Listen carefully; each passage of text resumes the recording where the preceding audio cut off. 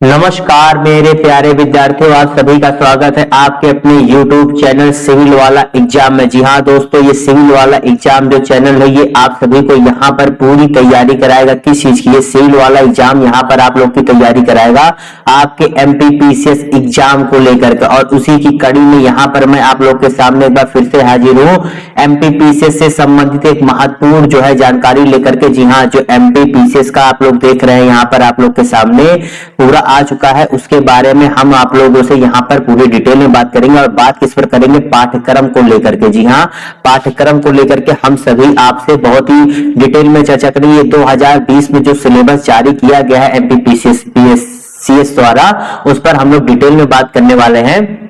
और साथ ही साथ आप ये देखेंगे कि इसमें क्वेश्चंस कैसे पूछे जाते हैं। और सबसे बड़ी चीज होती है कि विद्यार्थियों के मन में सबसे बड़ा सवाल यही होता है कि भैया सिलेबस क्या है, क्या पढ़ें, सिलेबस क्या है, यानी कि पाठ्यक्रम क्या है और क्या पढ़ें क्या ना पढ़ें। यहाँ पर आप लोग के मन में सबसे बड़ा सवाल ये होता है क्या पढ़ें या ना पढ़ें। तो इस चीज का जवाब आपको मेरे इसी वीडियो में मिल जाएगा, तो आप लोग पूरा अंत तक जरूर देखिएगा। बहुत ज्यादा बड़ी वीडियो नहीं, बहुत जितने मिनट की भी वीडियो है सभी आपके लिए कारगर वीडियो है, इतना आप लोग जान लीजिए। ठीक है, चलिए अब इन्हीं सबके साथ मैं इसको यहाँ पर मिटाता हूँ और आप सभी का अपने YouTube चैनल पर स्वागत करता हूँ। और सबसे बड़ी चीज, अगर आपने मेरे चैनल को सब्सक्राइब नहीं कर दीजिए, क्योंकि आप देखेंगे बहुत ही धूम धड़ाके से यहाँ पर आपकी सारी तैयारी कराई जाएगी। अब मैंने यहाँ पर आपको पेपर के जो फॉर्म आए उसके बारे में बता ही दिया है। अगर आपने जो फॉर्म आया उससे संबंधित जानकारी नहीं हासिल की है तो वो मैं आपको इस वीडियो के डिस्क्रिप्शन बॉक्स में दे दूंगा लिंक, जहां से आप देख सकते हैं। ठीक है, और अब मैं आपके यहाँ पर पाठ्यक्रम के बारे में डिटेल बात करता हूँ। चलिए जल्दी से हम लोग पॉइंट पर आते हैं।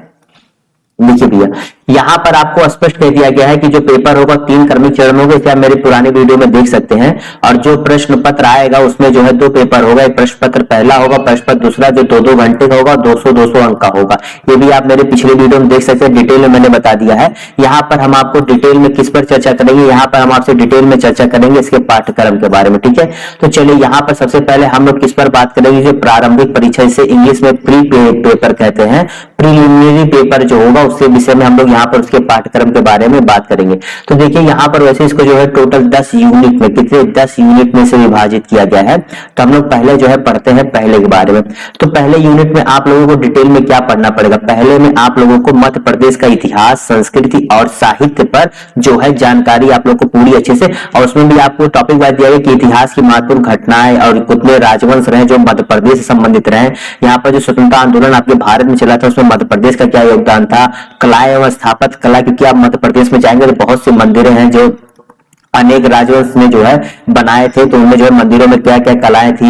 और जनजातियां, वहां पर आप जानते हैं कि मध्य प्रदेश में सबसे ज्यादा एसटी पॉपुलेशन रहती है, तो उसके बारे में भी जनजातियां कौन सी है, क्या बोलियां हैं, उसके प्रमुख त्योहार कौन से, लोक संगीत, लोक कलाएं, लोक साहित्य, प्रमुख साहित्यकार, उनकी कृतियां, प्रमुख धार्मिक एवं पर्यटन स्थल।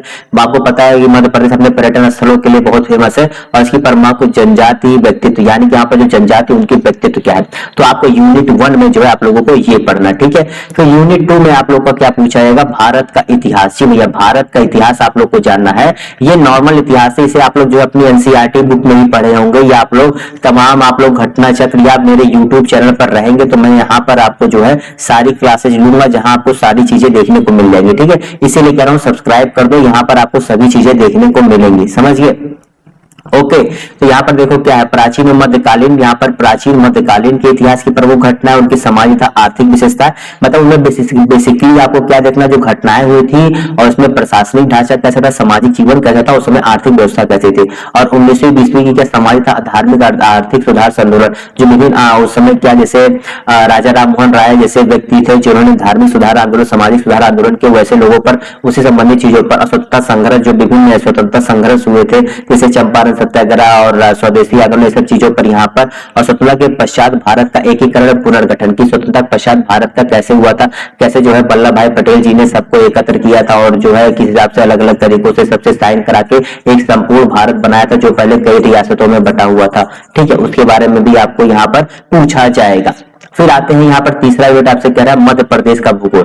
चलिए यहाँ पर मध्य प्रदेश का भूगोल के बारे में, मध्य प्रदेश के जो वन, वनोपज, वन्य जीव, नदियां, पर्वत, पर्वत श्रृंखला, आपको पता है अगर आप मध्य प्रदेश से भूगोल पढ़ेंगे तो यहाँ देखेंगे आपको विभिन्न तरीके से जो है यहाँ का स्थलाकृति कई भागों में बटा हुआ है। यहाँ पर जहाँ आपको नदियां भी मिलेंगी वहीं आपको क्या, वहीं पर आपको जो है बुंदेलखंड और बघेलखंड जैसा पठार क्षेत्र भी मिलता है। ठीक है, समझ गए? तो यही है। तो भाई एमपी बहुत चीजों को समेटे हुए अपने में, तो उसके वहां पर जलवायु, प्राकृतिक खनिज संसाधन, आप जाते हैं कोयले का अच्छा खासा भंडार है, परिवहन वहां पर कैसा है, ठीक है, मतलब रेलवे और सड़क और एयरलाइन क्या कैसे है, सिंचाई और विद्युत परियोजनाएं, मतलब कितने थर्मल प्लांट से कितने सोलर प्लांट, आपको पता है कि दूसरा सबसे बड़ा सोलर प्लांट आपके यहीं पर एमपी में है। और कृषि, पशुपालन और कृषि आधारित उद्योग आपके जो है कैसा है एमपी में, ये हम लोग मध्य प्रदेश के भूगोल के अंतर्गत जानेंगे, जो तीसरे यूनिट की चर्चा करता है। चौथी यूनिट में हम लोग चर्चा करेंगे, जो कि देखिए यूनिट वाइज क्यों मैं बता रहा हूँ, क्योंकि आप लोग को पता हो, क्योंकि इसी 10 यूनिट को जो है एमपी में अपनी स्पेसिफिकली एमपी पीसीएस ने बता दिया कि भैया देखो हम यही पढ़ाएंगे, यहीं से पूछेंगे, तो इसलिए आप लोग को जानना चाहिए। यहाँ पर भौतिक भूगोल है, भौतिक विशेषताएं, प्राकृतिक प्रदेश, ये देखिए नॉर्मल भारत और विश्व का भूगोल पूछेगा। जैसे भौतिक भूगोल में क्या है कि आपका भौतिक विशेषताएं, प्राकृतिक प्रदेश, वन, खनिज संपदा, जल, कृषि, वन्य जीव, ये सारी चीजें आप देख रहे हैं। जैसे जनसंख्या से भी अच्छे खासे प्रश्न में पूछ ले जाते हैं, और ज्यादातर इसमें एमपी स्पेसिफिक ही पूछे जाते हैं ज्यादातर जो जनसंख्या वाले होते हैं। और उसके साथ ही साथ फिर आप लोगों का जो यहाँ पर आर्थिक भूगोल है, आर्थिक भूगोल माने से यहाँ प्राकृतिक, मानवीय सभ्यता यानी उद्योग, यातायात, उसमें भी ज्यादातर यहाँ से जो प्रश्न पूछा तो एमपी स्पेसिफिक ही पूछे जाते हैं। कुछ हद तक अन्य राज्यों के पूछ ले जाए तो उसमें बड़ी बात नहीं है। और विश्व के यहाँ पर विश्व स्तर से जाके जैसे कौन सा देश कहाँ स्थित है, यह महासागर कहाँ स्थित है, यह नदी कहाँ पर है, यह पर्वत कहाँ पर है, ये सब विश्व से संबंधित है, उसमें पूछ लिया जाता है। और प्राकृतिक संसाधनों के बारे में तो बहुत ज्यादा पूछा ही जाता है। और परंपरागत एवं गैर परंपरागत ऊर्जा स्रोत जब आप पढ़ेंगे साइंस टेक और विभिन्न चीजों में, तो आपको वहां पर देखने को मिलेगा। ये यूनिट 4 के बारे में चर्चा करता है।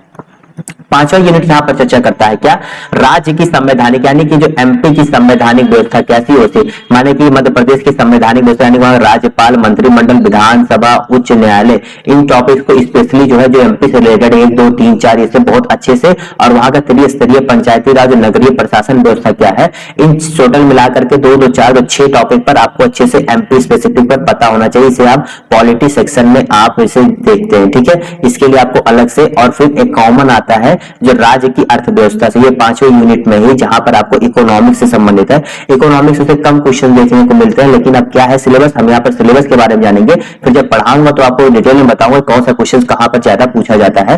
तो यहाँ पर देखिए मध्य प्रदेश की जननांकिकी एवं जनगणना, ठीक है, जनगणना भी आपकी इसमें पूछा जाता है। और क्या वहां पर स्थिति है, आर्थिक विकास क्या है, मतलब मध्य प्रदेश के समय हमारे राज्य सभी राज्यों की तुलना वहां पर आर्थिक विकास कैसा है, वहां पर क्या क्या चीजों पे डिपेंडेंट है लोग, ये सब चीजों पर। यहाँ के प्रमुख उद्योग क्या है, यहाँ की जातीय अनुसूचित जनजाति तथा जाति SC ST और उनकी योजनाएं क्या है, जो उसे क्या कहते हैं स्कीम जो होते हैं गवर्नमेंट की, वो क्या है। तो गवर्नमेंट स्कीम से भी अच्छे खासे प्रश्न पूछे जाते हैं जो एमपी से रिलेटेड होते हैं, और ये आपकी इकोनॉमिक सेक्शन में आते हैं। इस चीज को आप लोग अच्छे से जानिएगा। तो 5वीं यूनिट पे ही मैंने चर्चा कर ली।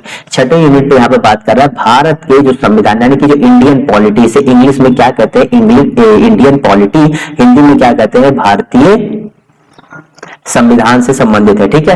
तो यहाँ पर क्या है, संविधान, शासन प्रणाली और अर्थव्यवस्था, यहाँ पर दोनों चीजें दी है। 5वें में आपने देखा एमपी स्पेसिफिक A और B करके दिया है, तो 6ठे में वो केवल पूरे भारत के बारे में बात करेगा, ठीक है।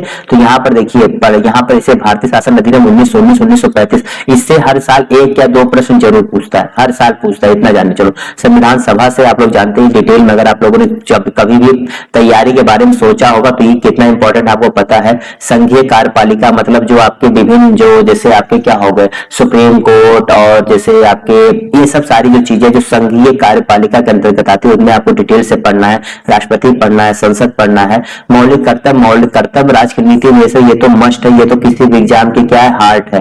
पॉलिटी का क्या कहते हैं, इसे दिल कहते हैं, इतना मान के चलो, ठीक है। ये टॉपिक इतना ज्यादा है, इसके बिना पॉलिटी है ही नहीं किसी भी एग्जाम में। संवैधानिक संशोधन इससे पूछ ले जाते हैं।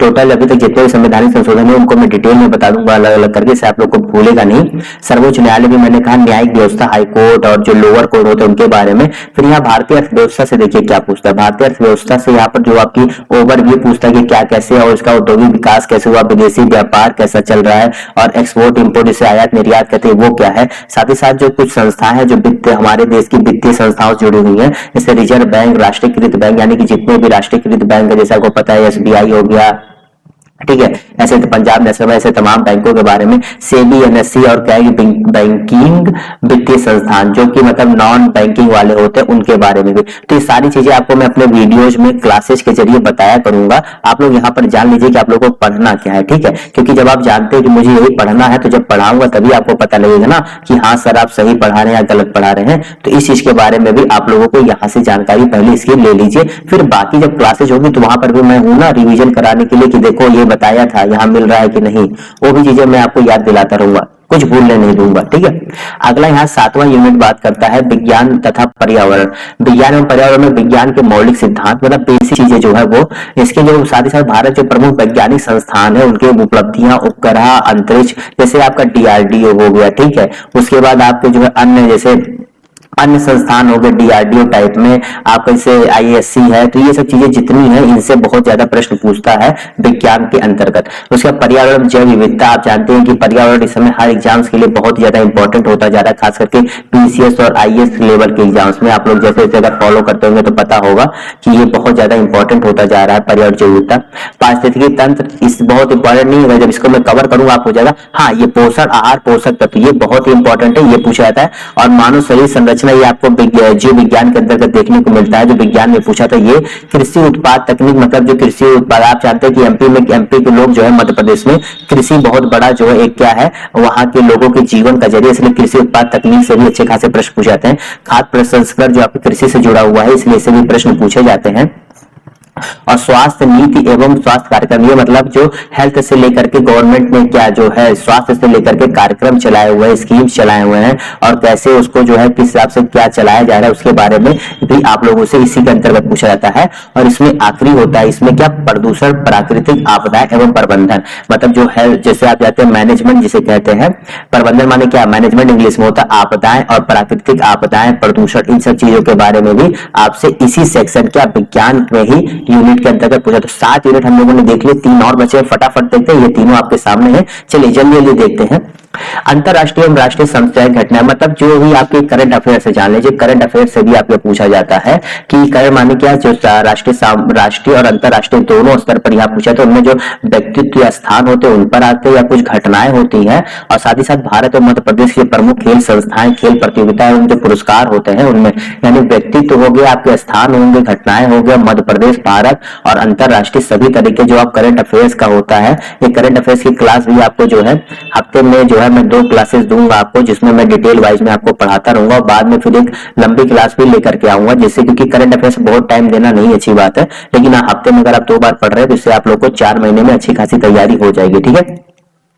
उसके बाद सूचना एवं संचार प्रौद्योगिकी, सूचना एवं संचार प्रौद्योगिकी में देखिए इलेक्ट्रॉनिकी, सूचना संचार, e governance, robotics, artificial intelligence, cyber security और ये उसके बाद internet, social networking science, e commerce, देखिए ये सब आज आपकी जिंदगी में एक महत्वपूर्ण स्थान। ई गवर्नेंस के जरिए जैसे ई गवर्नेंस में आप जैसे ऑनलाइन एफआईआर करते हैं वो भी गवर्नेंस का ही जरिया है, या फिर सरकार से अपनी बात पहुंचाते हैं किसी भी जगह सरकार आपसे अपनी बात करे तो ई गवर्नेंस का जरिया। रोबोटिक्स एक बहुत अच्छा टॉपिक है, इसे मैं बताऊंगा, ठीक है।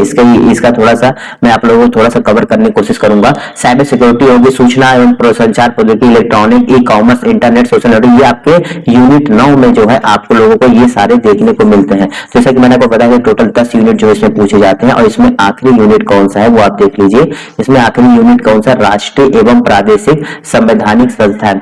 ये जो 10वां है ना, इससे मान के चलो कुल मिला करके ये 10वें में आपके 1 2 3 4 5 6 7 8 9 10 11 12 13 14 15 ये टोटल 15 आयोग है। और इन 15 आयोगों से मान के चलिए कि आपका हर साल कम से कम 5 से 6 क्वेश्चन, कम से कम 5 से 6 क्वेश्चन पूछता है, ठीक है, इन 15 में से। तो ये इतना इंपॉर्टेंट है। इसमें कौन कौन सा जो हमारे ये 15 आयोग तो हमें हर हाल में रट लेने हैं, इससे छोटी सी छोटी चीज भी हमें जो है बिल्कुल भी नहीं छोड़नी है, क्योंकि इसको जितना आप अच्छे से पढ़ते जाएंगे उतना जान के चलो आप अपने कुछ नंबर की सिक्योरिटी यानी क्या उसको एकदम से आप अपने लिए पक्का करके जा रहे, ठीक है। तो कौन सा है, भारत निर्वाचन आयोग, राज्य निर्वाचन आयोग, संघ लोक सेवा आयोग, मध्य प्रदेश लोक सेवा आयोग, नियंत्रण लेखा परिषद कैग कहते हैं।